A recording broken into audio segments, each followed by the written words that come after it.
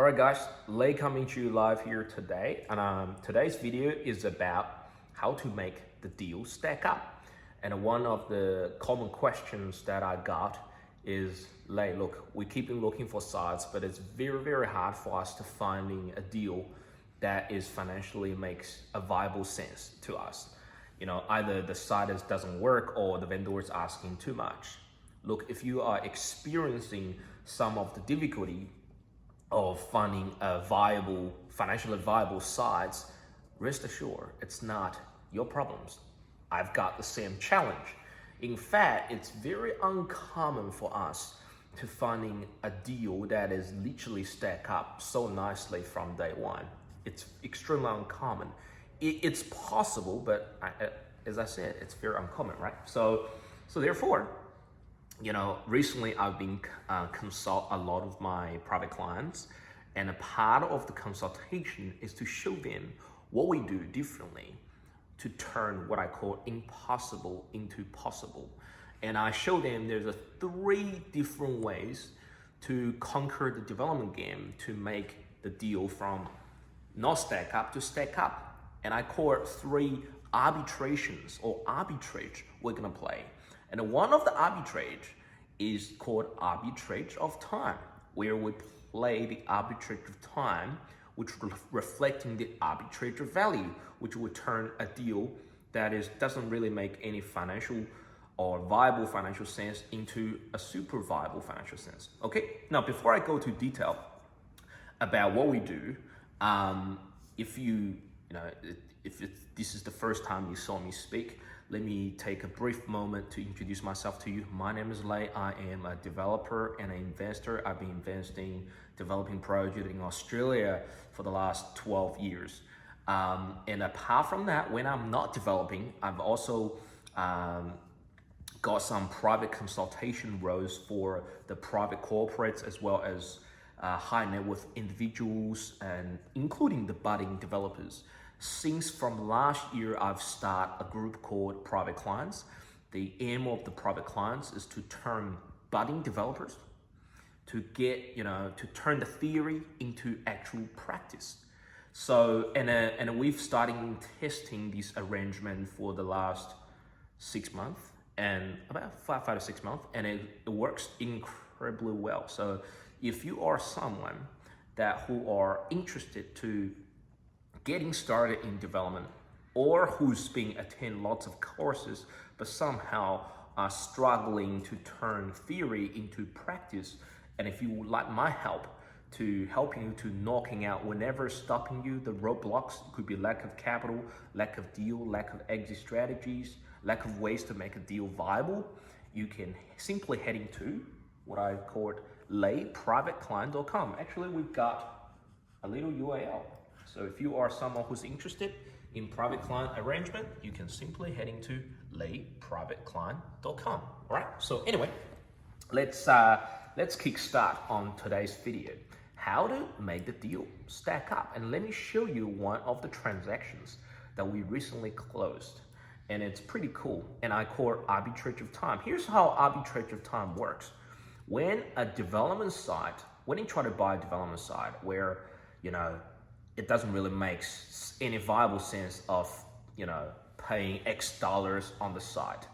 And one way to look at that is to tackle the deal from a different perspective, meaning you don't need to buy that with the aim of developing tomorrow, but instead you want to buy it and focusing on managing the cash flow. And as long as cash flow makes sense, you can actually plan to developing it in 5, 6, 7, 8 years.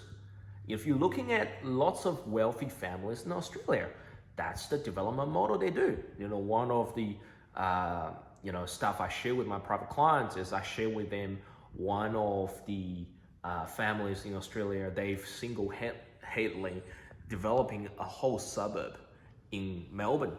And the way they did that is they played arbitrage of time. They bought the site 15 years ago, and then they're only pulling the developments recently. And between 15 years ago and now, they're managing cash flow. So I think it's a brilliant concept. Because if you want to buy it today and it's developing tomorrow, you know, subsequently, there is not going to be a too much of margin around, right? Because by the time you bought the site, vendors already made the profit, agents already made a profit, and then you have to get a permit and you're going to pay consultants along the way and have to sell the bloody thing and pay the bank. And unfortunately, as a developer, if everything is fine and you also have to endure the market risk, if everything is fine, only then by then you would bank a profit. So instead, why not take a different perspective and start a development like a two-step play? Step one, buy it, run it, managing it for cash flow after order. Isn't that positive cash flow is what we want anyway? Development is just a methodology to fast track that. And then once you manage the cash flow to a point, you know, if it's positive cash flow, the acquisition of land cost will go down year in and year out because you can use your cash flow to pay down the debt. And meanwhile, the real estate, if you hold it for a long time, it's always going to go up, right? It's not going to go up every single year, but most of the time you will agree with me that if we're holding for a long time, the land value is going to go up as well as the future end product in terms of end sales. So let me show you these transactions of what we're doing and what we did for these particular transactions that to turn a 6% profit on cost into something like 50 to 70%. You guys ready? All right, let me show you how we do it, all right? Again, I'll call to action one more time. If you need my help on knocking out whenever the roadblockers that's stopping you from pulling an actual development, right? It could be a lack of capital, lack of deal, lack of exit, whatever. Heading to layprivateclient.com. There is a little letter you might read. If you like what you saw, apply and let's have a chat. Okay, so without further ado, let's talk about these transactions in more detail. First and foremost, let me show you this transaction. It was in an area called Pakenham, and I didn't actively looking for this deal myself. I was referred by a colleague of mine. He says, "Lay, look, check out this site the vendor is selling. Look, one of the ways I'm going to teach people how to get your deal flow pumping is to set up a strategic referral network." Okay, but this has come from one of the strategic referral network. Guess what? Good deals doesn't really come on the market. Most of the time is off the market, right? So anyway, if you look at this is the transaction. You can see this is the address. I've already bought it, so it doesn't really matter. And it's in general residential zone. It simply means that I can developing it into townhouses, residential blocks. As a matter of fact, you can see here next to it, we've already got townhouses and the land estates, yada yada yada yada. Okay, so and I said, look, the whole site is about 2.7 hectares, and I said, look, that's something interesting. I'm interested, right? And I said, how much the vendor's looking for? He says, look, it's around 7.5 million. I said, look, it's okay, it's not that bad. Let me do the number. Anyway, long story short, I did a number on that, and I've quickly run you through the numbers, all right? So let me just pull it out here. First of all, I go to my planners, and what the planners give me is a potential layout to work out a yield analysis of how many I can put out there. So this is a part of the preliminary sketch they did. They tell me that we can indicatively put about 85 townhouses on it. And then therefore you can see we've got 85. If I zoom in a bit better, so you can see number of townhouses is 85. At the moment in Pakenham, average townhouse is 3 bedrooms selling around 420, so it's really cheap, right? And average size is about 150 square meters. So we're plugging that into a development sale. It's about 35 million. Agent commission on the second half, the first half. So half of them pay towards the end of the settlement, half of them are paying upfront. This is the second half, 357. GST on sales, about 7%. So if you talk about land purchase, stamp duty, then another half of the agent commission, marketing fee. You know, look, if you're developing 85 townhouses, you really need to spend a lot of marketing, including building a display whatsoever. So this is where it stands for, right? Legal fees about 89,000 for 85 sales for the conveyancer to manage the sale. Construction is running about 23 million. So it's running about $1,500 a square meter plus 30 grand per lot for civils. So one of the things you're buying a large site versus a smaller site is the increase in the civil costs. It costs you around 350 bucks to offload additional surplus of soil. So imagine we've got 2.75 hectares. So it's a lot of the cost of civils, all right? So you need to budget in civil. Rates of tax around 75,000 for the holding period if I'm looking at developing it into 3-4 years time. Authority fees meaning headworks, meaning infrastructures, 238. Open space is 375, which is 5%. DA, the professional cost, the BA cost of 1.1. Obviously, I've got a contingency amount of construction running 5%. Demolition is about $35,000, and I got some GST back. We're borrowing 70% from the bank. Yada yada, you got a gist of it, right? But total development cost is about 36 million. My profit margin is 2.4. As you can see, margin on cost is 6.6. So it's very common. Like we don't have exception, right? The fact that people think we're running a large operation, you must know something we don't. And I said to people, I said, look, I'm not Superman. I don't know something you don't. We share the same fee, so it's very simple. You know, builder give us the cost, agent give us in terms of how much we can sell. Vendor is negotiate directly with us in terms of how much we bought a site. We don't have the superpower to turn something that is not viable into something viable, right? So look, 7% profit and cost. There's no way I would pay going to development like that for a total 36 million development. I only make, a shame for 2.4 million if everything is fine, which just doesn't make any sense. And unfortunately, it is actual, very real scenario. Like, if you're buying, it doesn't matter if you're buying a large site or a smaller site, it's very, very hard to get a deal stack up naturally 2025, which is what I really want it to be. So here is the problem, right? And then I said, look, there's 3 arbitrages that I, teach my private clients, and we're doing it ourselves. And I said, what type of arbitrage can I use to really get this deal stack up? And the first instinct to come to me is to play arbitrage to time. And speaking of arbitrage to time, you can't have the time unless you have the cash flow. But luckily, here is what this site looks like. All right, let me show you here what this site looks like. That is what the site looks like on a near map. You see, currently the site is running as a caravan park. What do you mean by caravan park? It means it's got a business.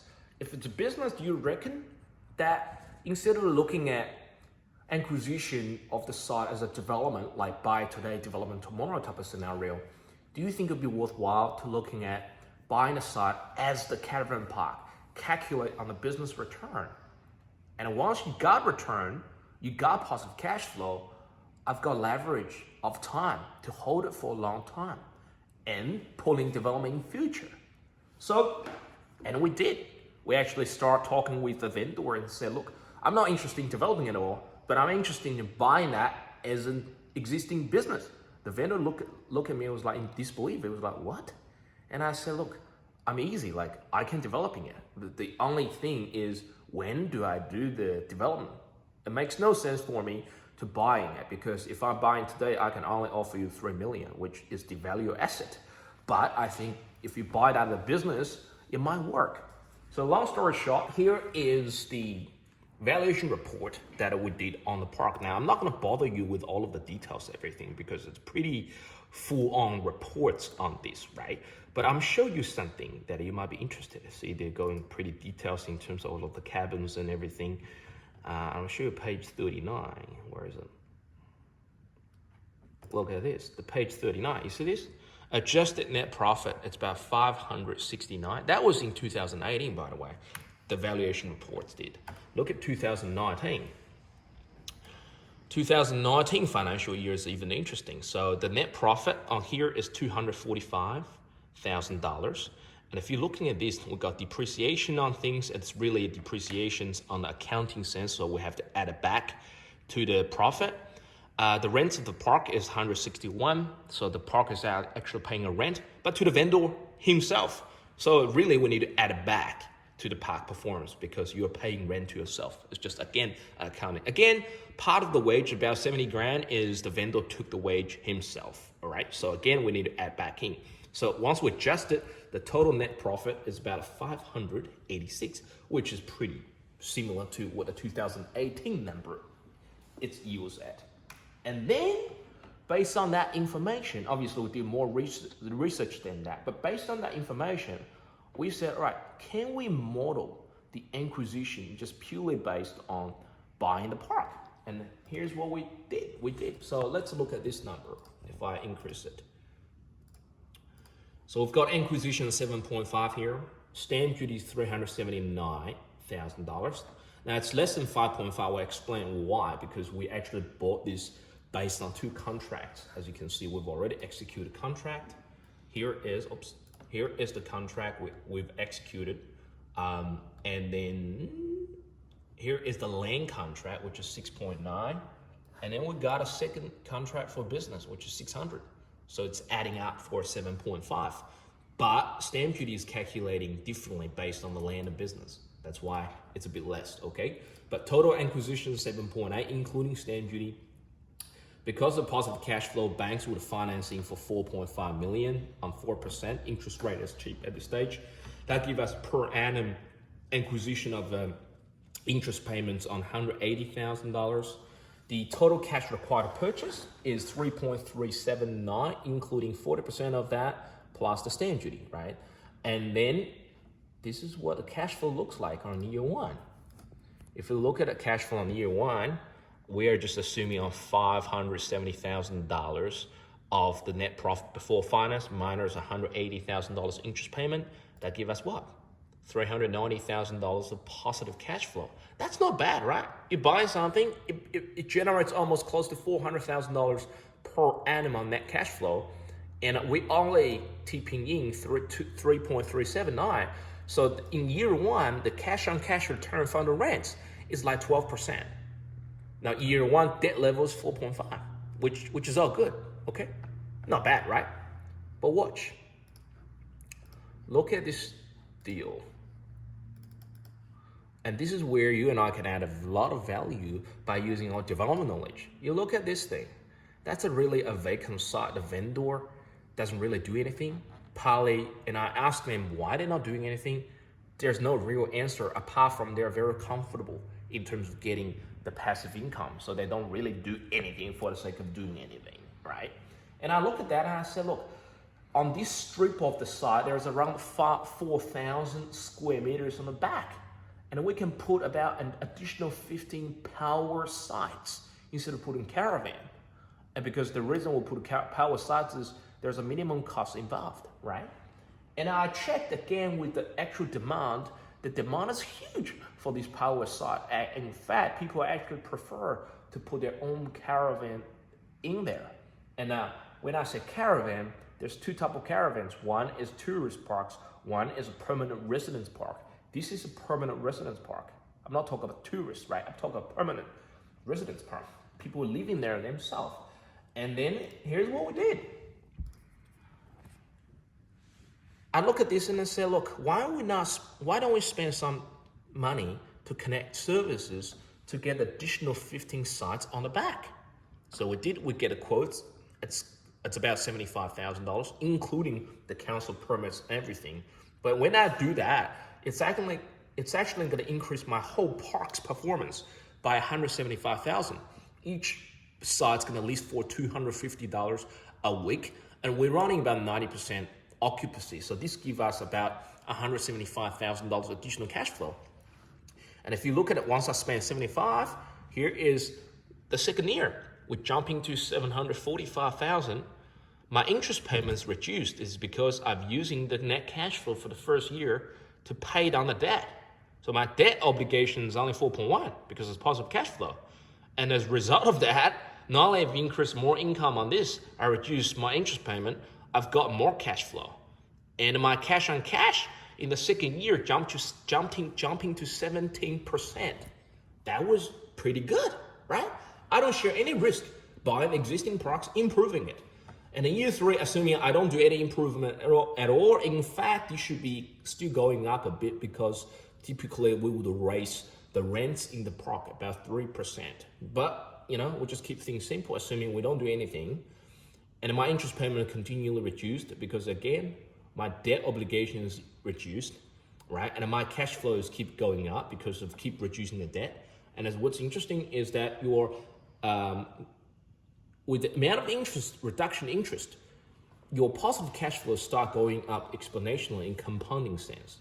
And so does your cash on cash flow, it just increased very steadily. So we've got $600,000 a year 3, 628, 653, all the way up to $700,000 positive cash flow per annum. Where look at my debt obligation, start from 4.5, 5 years down the track, I've halved the $2 million of debt without doing anything. And by the time we reach year 8 or year 9, you can see the debt level is minus 479. That means that I've paid off the loan, okay? So this is very interesting, right? So imagine we've spent 3 million, 3.3 million, whenever it is, and I'll get paid 400 to 500 to 600 in first year, second year, third year, and after 3 years, we get consistent about $600 to $620,000 positive cash flow. Then it removed the urgency for you and I to developing it, right? But let's say if we bank this money and do developing year 8, what happens then? All right, let's look at year 8. Year 8, we've got a debt level remaining on 255, and if I do development, if I pull in development year 9, then there's no debt, all right? And assuming that if we do development during the first couple of 8 years, we don't use the cash flow, but we're using the cash flow to pay down the debt. Here is what happens on that, okay? So here's the interesting thing. If I'm developing year 8, my townhouses, instead of selling for 420, I'm using a 5% growth rate. That means I don't say 7 years to double. I don't say 10 years to double. I say 14 years to double. The reason why is it's in Pakenham. Not all assets create equal. So therefore, in 8 to 9 years, I've increased each townhouse from 420 to 620. Not bad, right? So again, conservative. That give me a development sale of $52 million. Again, I have to pay the GST, but my land cost is only $2.9 million. You see what I'm saying? How do I calculate this? Well, it's really simple. I've got these two is my total cash outlay, and then divide by minus this. It's my actual cash in the deal because all debt I paid off. You see? So that's my true land cost. Stamp duty remain the same, everything remain the same. Construction cost, I actually increased construction cost because I don't know what the construction cost is gonna be in 7, 8 years. I model it based on a 5% increase in construction cost, which is more than reasonable. And then also, open space contribution wise, I'm also model it based on increasing land value. So instead of doing $350,000, I model it based on $500,000 additional cost, right? Which just makes everything's real. Loan is loan, everything is fine. And have a look. Instead of having 2.4 or 2.6 million, I've got 24 million profit. And my margin, instead of being 6%, I've got 7.3% profit on costs. How much equity I needed to do development? 0, because it's covered by the soft equity in the deal. So if you look at this transaction, ask yourself a question. When there's too many people are jumping into this very crowded space where everyone try to cutting teeth and compete with each other and buying a development site with the aim of flipping or selling it tomorrow, is that possible or existing as a place for you to sit there and do some strategic planning and play the arbitrage of time? The time will give you cash flow. The time will give you the increase in the resale value of your end product. The time will give you the ability to lower the cost of land. And when that happens, you're gonna increase your end result exponentially. And also you're gonna increase your internal rate of return or cash on cash return exponentially. And that was pretty cool, right? But obviously that was based on assumption that you're buying a park today, you run it for the 8-9 years, and you don't take a cent.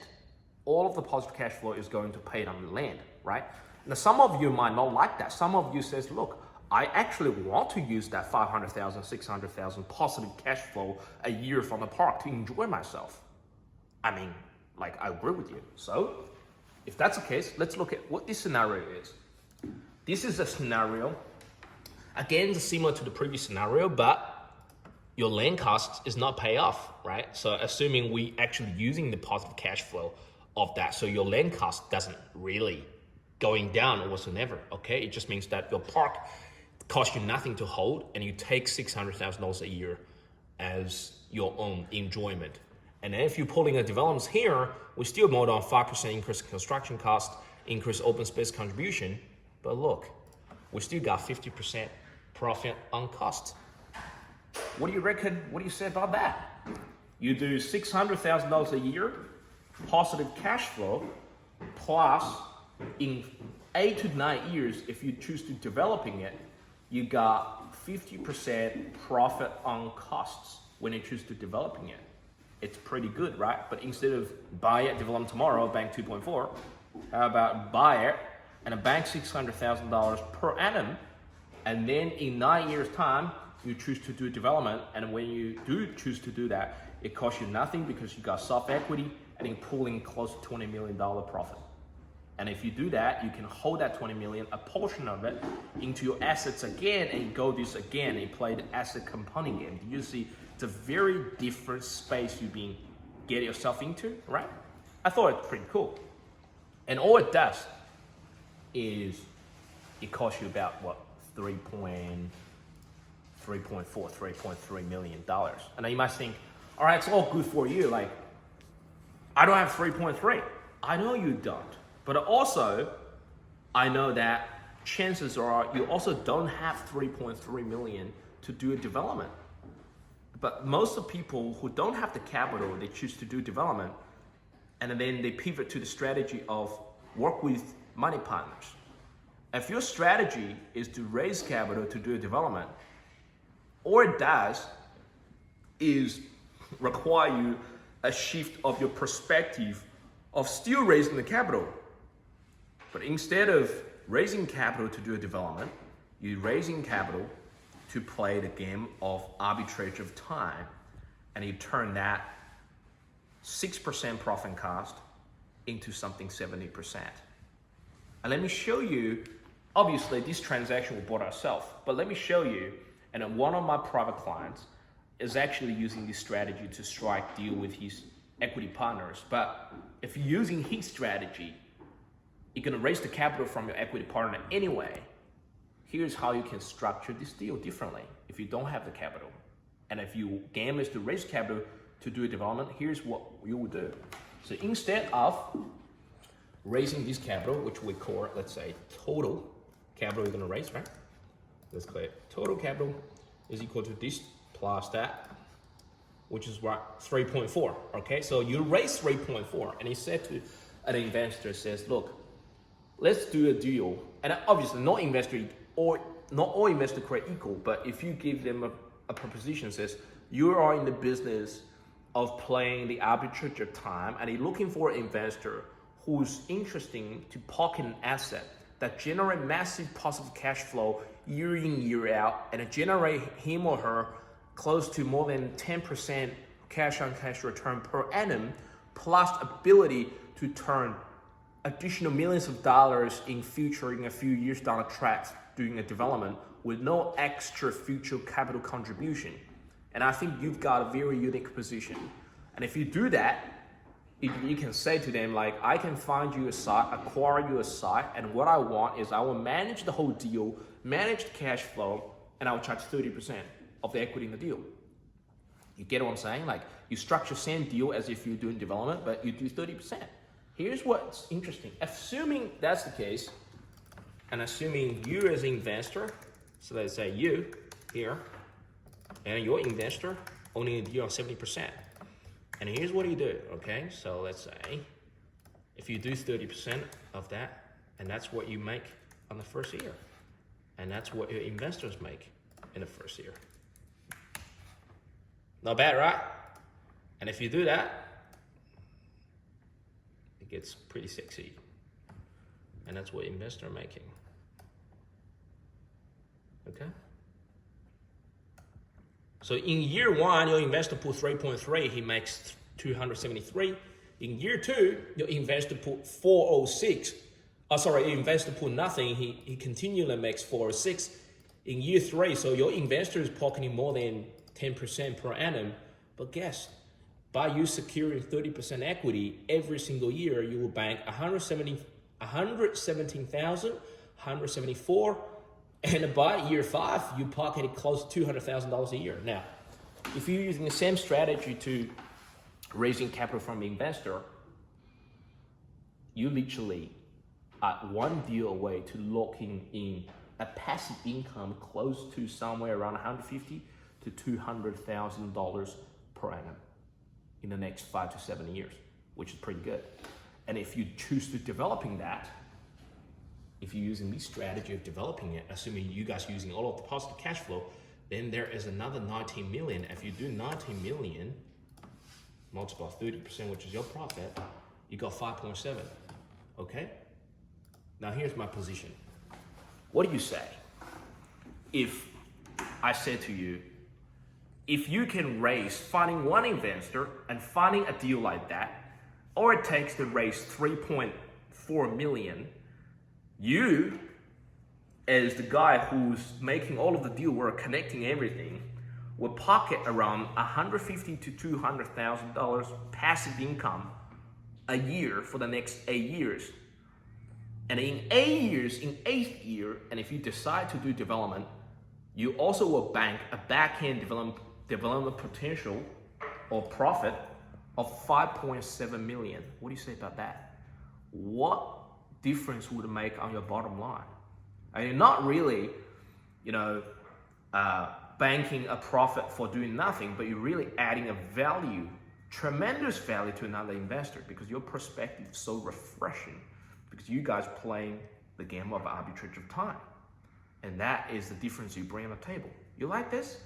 This is one of the coolest strategies that we've actually used ourselves and share with lots of private clients as well. And I think when I was looking in these transactions, these type of transactions, I think is super, super valuable if I share with you guys. Or it takes a shifting perspective.